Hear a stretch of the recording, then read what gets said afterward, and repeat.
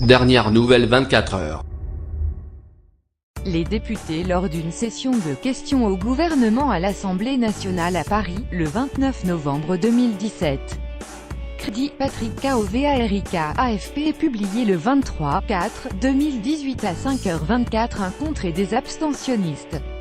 15 députés de La République En Marche, l'REM, n'ont pas voté le projet de loi Asile et Immigration en première lecture, comme 9 de leurs alliés du MoDem, un nombre restreint sans doute par la pression exercée par le groupe, rapporté par certains, et le rappel à l'ordre du chef de file Richard Ferrand, prêt à « casser des œufs ». Mercredi 18 avril, il avait réaffirmé à un petit groupe de 7 contestataires qu'il prendrait ses dispositions.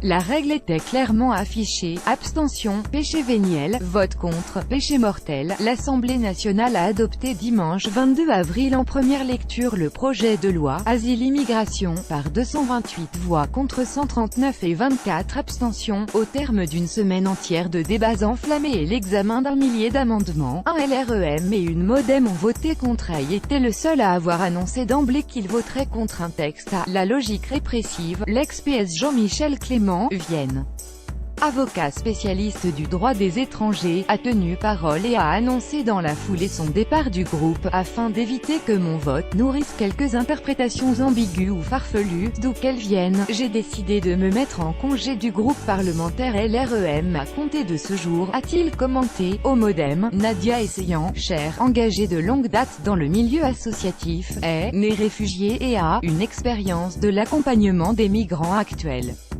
Elle a voté contre le projet de loi. 14 LREM et 8 MoDem se sont abstenus. Parmi les élus LREM, Sonia Crimi était en tête de la contestation contre ce projet de loi. Elle avait interpellé dans l'hémicycle en décembre 2017 Gérard Collomb sur le sujet. Après avoir noté quelques avancées, depuis, elle s'est donc abstenue. Cette migrante économique, tunisienne naturalisée en 2012, professeure de gestion et consultant, hésitait entre abstention et vote contre. Martine Vonner-Barin, médecin psychiatre et ancienne du SAMU social de Paris, s'est aussi abstenue. Au cours des débats, elle a exhorté ses collègues à garder en mémoire le parcours traumatique des migrants. Récusant des pressions du groupe, elle a admis des échanges un peu vifs. Après s'être beaucoup investi pendant 2 mois dans la recherche de compromis, Mathieu Orphelin, Maine-et-Loire, proche de Nicolas Hulot, a fini par faire savoir avant même le début des débats qu'il ne pourrait pas voter pour.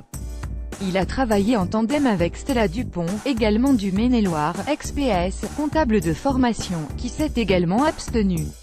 Au MoDem, Brahim Amouche, Moselle, chef de service en psychiatrie, a glissé lors des débats « La bienveillance était au cœur de notre campagne ».